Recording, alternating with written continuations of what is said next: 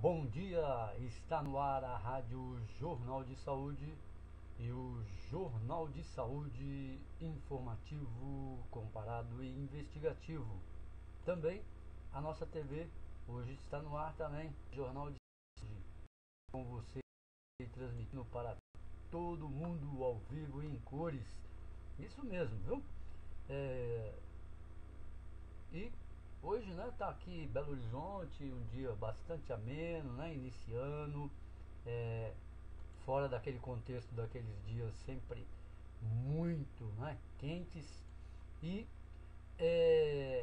tá quente, talvez aí na política, né, gente? Aí nós não podemos falar nada, fazer nada, é só transmitir as principais notícias para vocês. Hoje com 23 graus centígrados em Belo Horizonte, podendo chegar a máxima de 28, né? Ontem aqui tivemos próximo, né? Ou bateu aí, segundo alguns jornais, aí a 34 graus, tá? Então uma temperatura estava até assim muito desconfortável mesmo, né? Porque o ar fica rarefeito, quem vai para a rua, né? Vai dirigir, até o automóvel, né?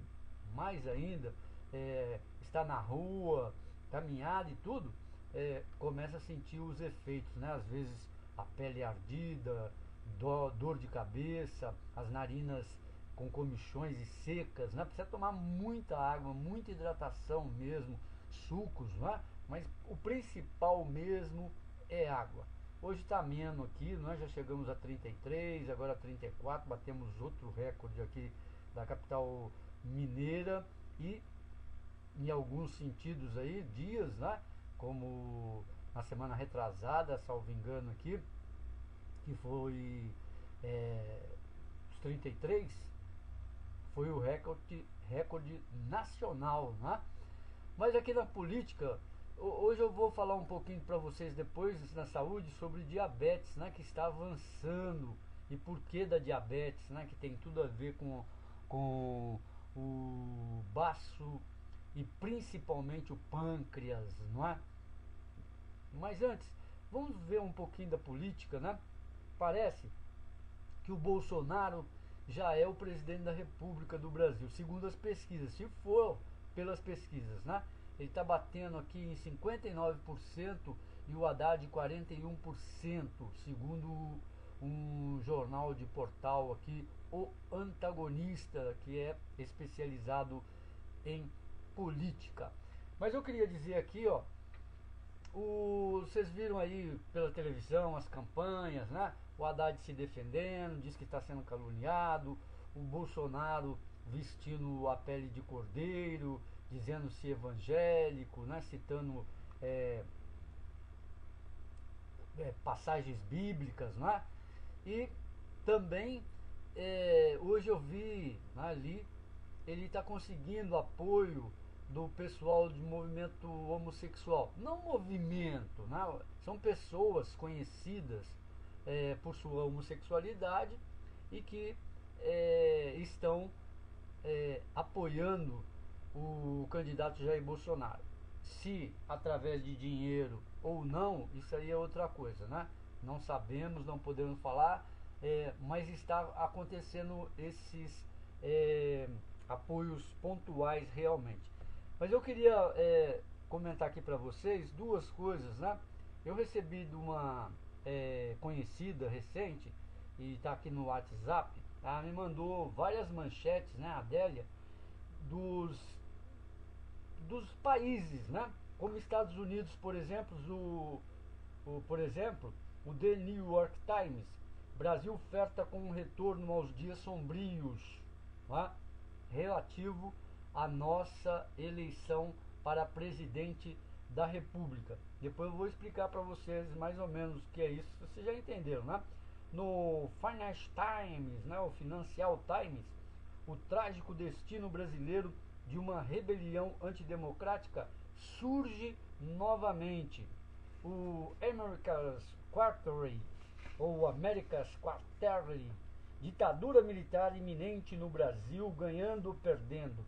A ascensão de Jair Bolsonaro colocar em perigo a jovem democracia brasileira.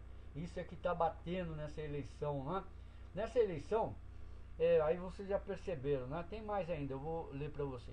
Nesta eleição tem muita gente, a maioria, né? O brasileiro, ele vota não por ideologia, não por programa de partido, não por esse negócio que os cientistas políticos, ou jornalistas, ou analistas políticos e tal, sociólogos, colocam de direita, esquerda, centro, ultradireita, ultra-esquerda, o que for. O eleitor brasileiro vota mais na personalidade, não é? Quase sempre foi isso. E essa eleição está mais do que estigmatizada nesse sentido. Por quê? Veja só, além dela estar caracterizada por um vírus da violência, não é? Tem a personalidade de um ex-militar e do outro lado, não é? De um militante de um partido que antes era considerado um partido de esquerda, socialista, que nunca foi, não é? Nunca foi socialista e nunca será. O Partido dos Trabalhadores, ele sempre se expressou como um partido rumo ao socialismo, não é? Partidos socialistas declarados, que está na sua Constituição, tudo direitinho lá, por exemplo, o PSOL, PSTU, não é? O PCB, PCdoB, o PSB, assim, mais ou menos, o PDT também tem um viés quase igual ao do PT, não é? Então, esse personalismo faz com que o brasileiro esqueça os três poderes, não é? Os três poderes da República, ou o que seja esses três poderes, né? O legislativo, o executivo e o judiciário, gente. O que constitui a nossa democracia. Por mais inverdades, por mais demora, por mais burocracia, por mais injustiça que tenha a nossa democracia, o nosso Estado, que é famélico, né? Cobra impostos mais dos pobres do que dos ricos, que sonegam muito, é uma democracia que nós estamos vivendo, construindo. E eu gostei muito. Ontem eu vi um vídeo de uma entrevista do ex-presidente da República por 2 mandatos, Fernando Henrique Cardoso, onde ele diz que a democracia, isso é até um princípio de um grande revolucionário mundial, gente, que foi assassinado no México, que a democracia você constrói permanentemente, sempre, todos os dias. Não é algo que você faz, vai lá e tal, volta para casa e deixa para lá. E ele deu um exemplo, não é? Do que é a natureza, que é o ser humano. É como uma planta. Você planta a semente, aí você tem que cuidar, precisa da terra, precisa jogar água todos os dias para ela germinar e dar algum tipo de fruto, ou flor, ou o que seja, não é? E nós estamos esquecendo isso. Achamos que é igual o time de futebol, que é uma partida, 90 minutos, nós vamos lá, torcemos, se empatar, muito bem, palma, se perder, todo mundo fica bravo, vai ter pau, vai ter xingamento, ou muita alegria do outro lado. Não é isso, gente, não é isso. Deixa eu terminar aqui para vocês. No Huffington Post, Jair Bolsonaro e o violento caos das eleições presidenciais no Brasil. Revista Time, Jair Bolsonaro ama Trump, odeia pessoas gays e admira autocratas. Autocratas, se der tempo eu vou falar para vocês aí, autocratas são os atuais ditadores que nós temos hoje no mundo. Nós ainda temos 50 países autocratas, 50 países com ditaduras, ou militar, ou civil, não é? Ou como gostam de falar que não existe, comunista, não é? Alemanha, o Deutsche Welle, analistas alemães veem democracia no Brasil em risco. O Zeit, que é alemão também, um fascista se apresentando como homem honesto. O Handelsblatt, também alemão, o fascista popular. O Frankfurter Allgemeine, alerta vermelho para a democracia. O Süddeutsche, o demagogo do deserto, é de repente uma nova estrela política no Brasil. Reino Unido, o The Economist, capa, hein? A mais nova ameaça na América Latina. The Economist, Brasília, nós temos um problema. O perigo representado por Jair Bolsonaro.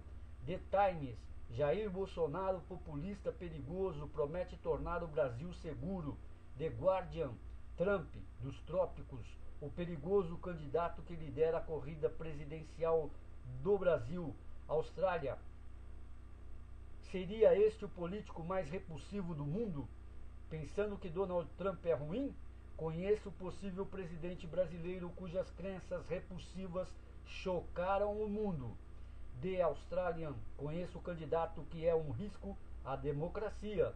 The Sydney Sunday Herald, porque alguns no Brasil estão se virando para um explosivo candidato de extrema direita para o presidente. Portugal, o público, Bolsonaro jagunço à porta do Planalto. Jair Bolsonaro é perigoso real no Brasil. Desculpe aí, Jair Bolsonaro é perigo real no Brasil e segue passos de Adolf Hitler. França, Le Figaro, Brasil nas garras da tentação autoritária. Liberation, no Brasil, um ex-soldado para liquidar a democracia. Liberation, viu gente? Le Monde, por Rádio França Internacional, RFI. Trump tropical, homofóbico e machista. É o país. Bolsonaro é um Pinochet institucional para o Brasil. É o mundo. Líder polêmico, Bolsonaro, candidato racista, homofóbico e machista do Brasil. É o Confidencial, Jair Bolsonaro, o Le Pen tropical, que pode ser o próximo presidente do Brasil. Isso lá na França, o Le Pen é um extremista de direita na França que nunca ganha a eleição. E agora tem a Marine Le Pen, que a filha dele também não ganhou nas últimas eleições. Itália, Corrente della Sierra, um pesadelo chamado Bolsonaro, La República. Bolsonaro, líder xenófobo, aliás, Bolsonaro, líder xenófobo e anti-gay, que dá o assalto à presidência do Brasil. Suíça, o Neujurgezeitung, o faxineiro racista. A gente lê rápido aí, engole as palavras aí, erra até nos acentos, né? Mas vocês viram quantas manchetes, gente? Quantas manchetes se tem sobre o Bolsonaro lá fora, né? Não sou eu que estou falando aqui, não. Isso é manchete de jornais famosos. Olha agora, para você ver, onde nós temos ditadura ainda no mundo, né? Primeiro país é Cuba. Depois nós temos na Rússia. A Rússia é onde nós tivemos a nossa última Copa do Mundo, né? Lá na Rússia, Vladimir Putin, tá? Lá na Cuba agora o Miguel Díaz-Canel, né? E depois nós temos na China o Xi Jinping. O Egito, o Abdel Fattah al-Sisi. Oman, num sultanato, não é? O Gabus bin Said al-Assaid. Coreia do Norte, Kim Jong-un, todo mundo sabe aí, não é? E vários outros aí, ó. Nós temos a Coreia, a Turquia, que virou uma ditadura, né? Com o Tayyip Erdogan, né? Uma coisa assim. Temos também nas Filipinas uma outra ditadura, e essa militar cruel, né? Cruel mesmo. Ele manda matar os inimigos, ele provoca, ele vai pessoalmente fazer as coisas ruins, não é? Ele vai pessoalmente. Ele não manda, às vezes, quando ele quer fazer a coisa e passar para a população. Gente, é um ditador aí bastante polêmico aí no mundo, né? Aí eu pergunto para vocês viram aí uma manchete onde eles disseram que ele quer se passar por honestos, né? Ou por honesto, por homem honesto. Olha a dúvida, gente. E nós temos muita dúvida a respeito disso. Um cidadão que se candidata e fica 28 anos na política, né? Dentro de um congresso onde a maioria se corrompeu, onde a maioria recebeu dinheiro de empreiteiras, não é? Participou do fundo da corrupção da Petrobras ou do Petrolão e de outras empresas, não administrou o país como deveria administrar, não é? Está chovendo agora na capital Belo Horizontina. Boa! E o que acontece? Acontece que um homem dessa envergadura, tá? Com todos esses anos de Congresso Nacional, de política, de economia, de administração, de tudo que ele conhece, não denunciou nunca, tá? Essa corrupção. Hoje ele fala de Lava Jato, hoje ele fala de um monte de coisas aí que nós ficamos perplexos, não é? Perplexos porque somente agora, depois que a Lava Jato já processou, depois que a Lava Jato já... um minutinho, por favor.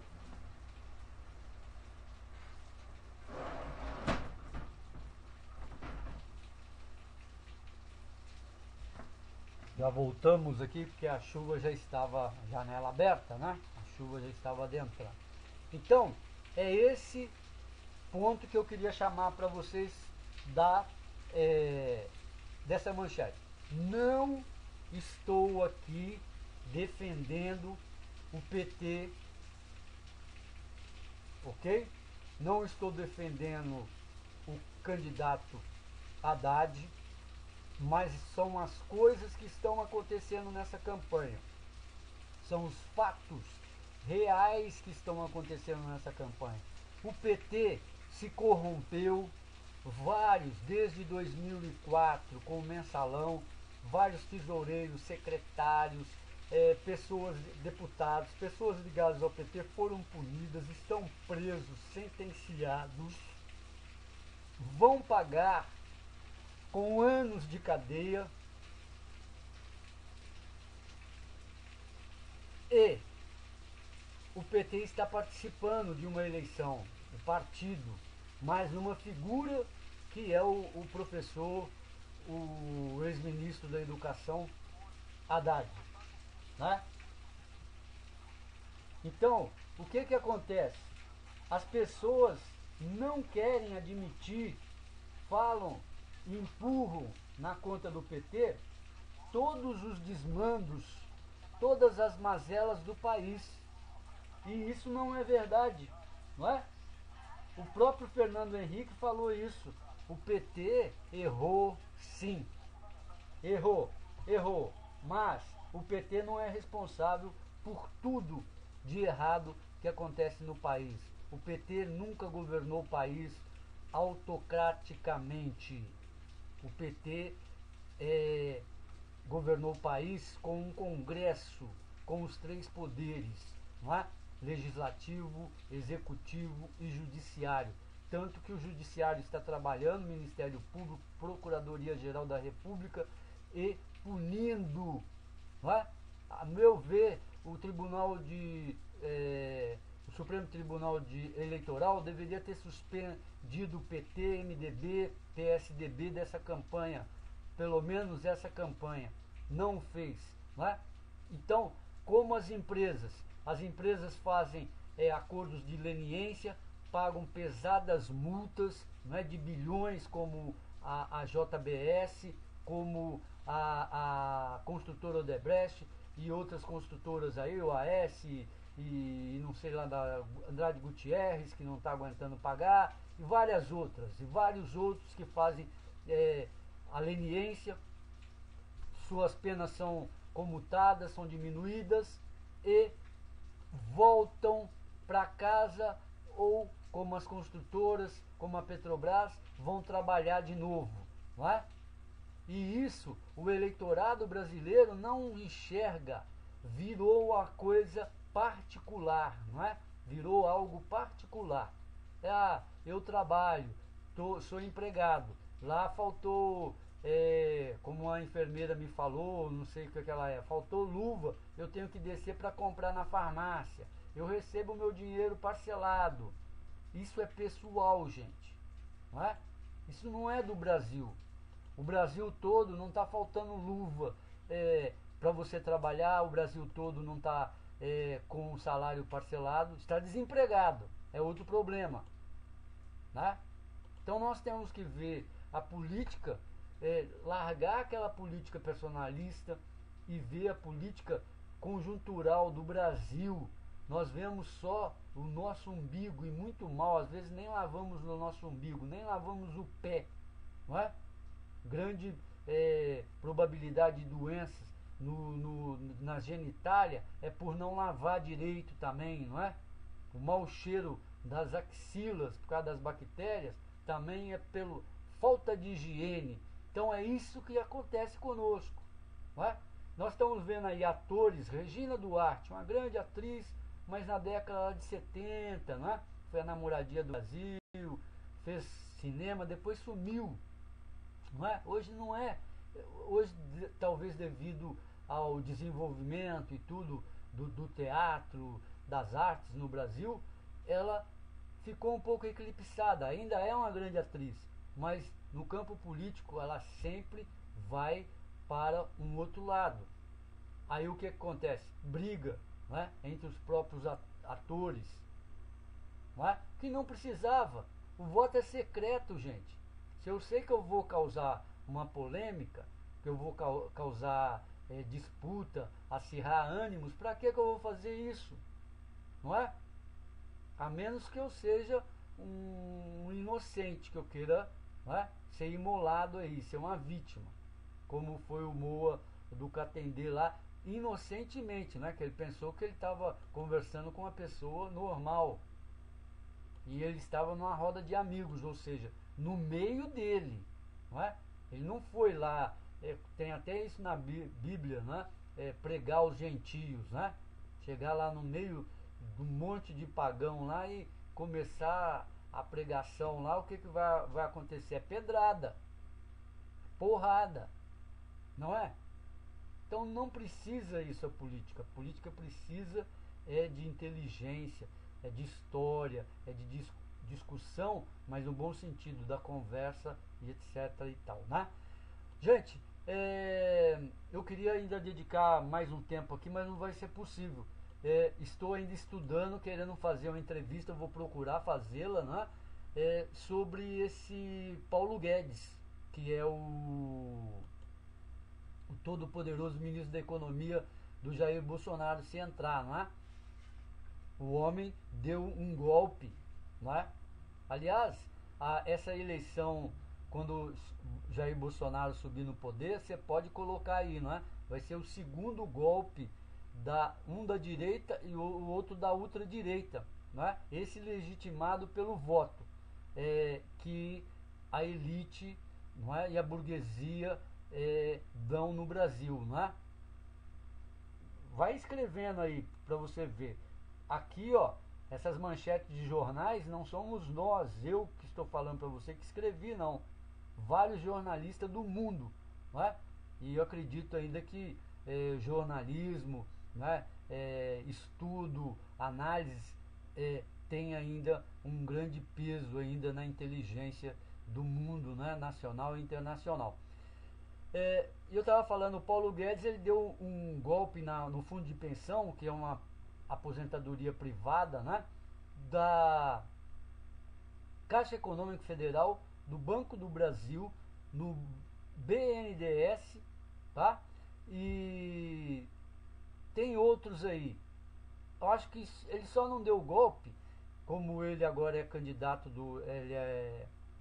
vai ser ministro do Bolsonaro, no fundo de pensão do Exército, né? Acho que foi o único das Forças Armadas, Exército, Marinha e Aeronáutica. Porque o restante ele meteu a mão em todo mundo. São 3 bilhões de reais que ele manipulou há 6 anos atrás. E coincidentemente a campanha de Bolsonaro começa em 2014, conforme ele fala aí nas suas propagandas eleitorais, né? Que desde 2014 ele começa a viajar, a andar, né? Ou viajar pelo Brasil. Com que dinheiro? Isso é caríssimo, gente.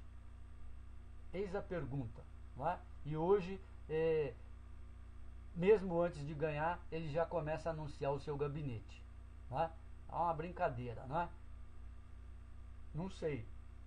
Quanto que está custando a campanha para presidente do PSL?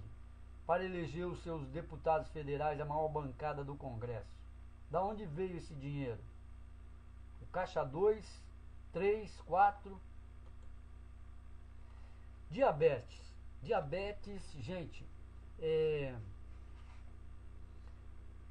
uma doença, tá? Que às vezes pode ser hereditária, pode não ser. Mas basicamente, o que nós temos que pensar no diabetes? Diabetes é um problema do pâncreas. O que é o pâncreas? Pâncreas é uma glândula que fica do nosso lado esquerdo, na região abdominal, né, junto com o baço. O pâncreas, se tudo no organismo todo precisa estar equilibrado, ele vai liberar, né, um hormônio, tá? Que vai permitir, esse hormônio ele chama insulina, né? Que vai permitir que toda a glicose que você consome, e glicose ela não vem só do açúcar, né? Ela vem das frutas, o amido se transforma em glicose, né? O pão, a farinha, o arroz, né? Um pouco do feijão, vai para a corrente sanguínea. Aí quando se transforma em glicose, precisa dessa insulina. O que essa insulina faz? Ela vai envolver, né, e vai abrir a célula para a glicose entrar. Porque a célula se alimenta, né? Vocês sabem disso. Quando tem uma produção deficiente de glicose, aliás, quando tem uma produção insuficiente de insulina, e mesmo que a glicose seja pouca ou diminuída, vai ter um problema, né, de saúde na pessoa. E o que acontece? Acontece que a pessoa começa a ter sede excessiva, fome excessiva, urinação excessiva, e muitos vão para a obesidade, né? Tem diabético magro, mas o quadro maior é a obesidade. E aí tem uma outra característica: a obesidade pode levar a pessoa a desenvolver uma diabetes, né? Tanto infantil quanto na vida adulta, que pode ocorrer a partir de 42 anos. Tá? É uma idade que não é, mas os médicos costumam, né, colocar essa idade. Então é preciso os pais, né, que têm registro na família de pessoas diabéticas, tem que ter um controle, uma educação alimentar melhor para os seus filhos, né? A alimentação tem que ser selecionada, mais verduras, frutas. O açúcar, ele é considerado um veneno, né? Na idade no século XVIII, mais ou menos, ele era considerado como uma espécie de cocaína, de tão alterar, ele alterava muito, né, as pessoas. Então tudo isso, e por incrível que pareça, né, hoje tem transplante de pâncreas, tá? Tem tratamentos de insulina, você faz o seu com aparelhos, né? Acho que agora nem precisa mais furar o dedo. Tem aparelhos aí que você consegue, que são caros, né? Você consegue medir a glicose, mas com isso você tem que tomar insulina, né? Tem insulina artificial do porco, tem outras aí, não é? Que você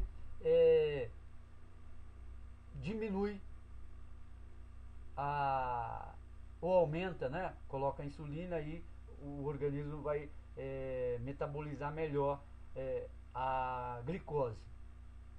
Mas o negócio principal é a prevenção, não é? Você pode viver, se você for controlado, monitorado, a vida inteira com essa doença, né? Porque ainda, infelizmente, tem pessoas que afirmam que tem cura, outros dizem que não, né? Que não tem cura para a diabetes. Mas esperamos que no futuro sim tenha. A cura, gente, é essa. Você não pode ter a sua glicose abaixo de 96 e nem acima, não é, de 100, 110, 120. Há um controle aí. Então é preciso esse cuidado, não é? Tem análise que crianças que nascem com 4 quilos, não é, ou um pouquinho a mais, elas já têm uma tendência, muito pesadinhas, né?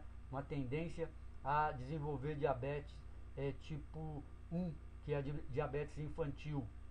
Então, até a mãe na gestação precisa ter esse cuidado. Por isso que é muito importante o neonatal, não é? A nutrição. Hoje tem nutricionista. É difícil, eu sei o que eu estou falando. No SUS, você conseguir um especialista, um endocrinologista, conseguir uma nutricionista e tudo mais. Mas a gente tem que procurar, não é?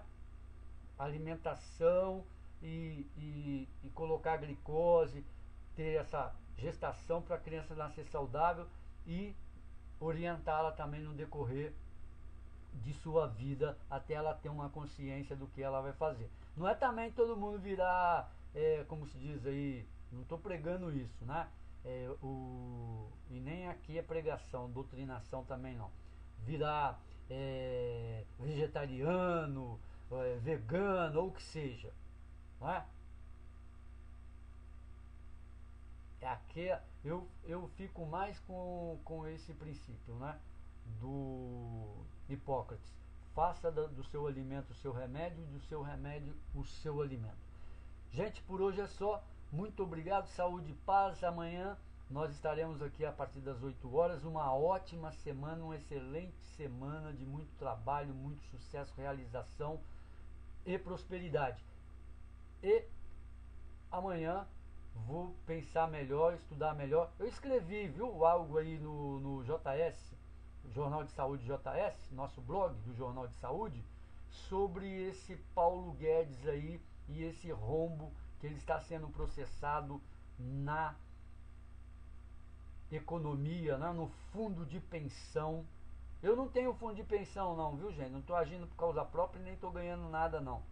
Mas eu vejo que aonde há cheiro de fumaça, ainda tem fogo, não é mesmo? Não é à toa que Jair Bolsonaro está dando o Ministério da Economia para esse senhor chamado Paulo Guedes. Será que é pelos lindos cabelos dele, pelos lindos olhos que ele tem? Não sei, não é? Alguma coisa existe em torno de tudo isso. Até amanhã, fique aí com a nossa programação musical.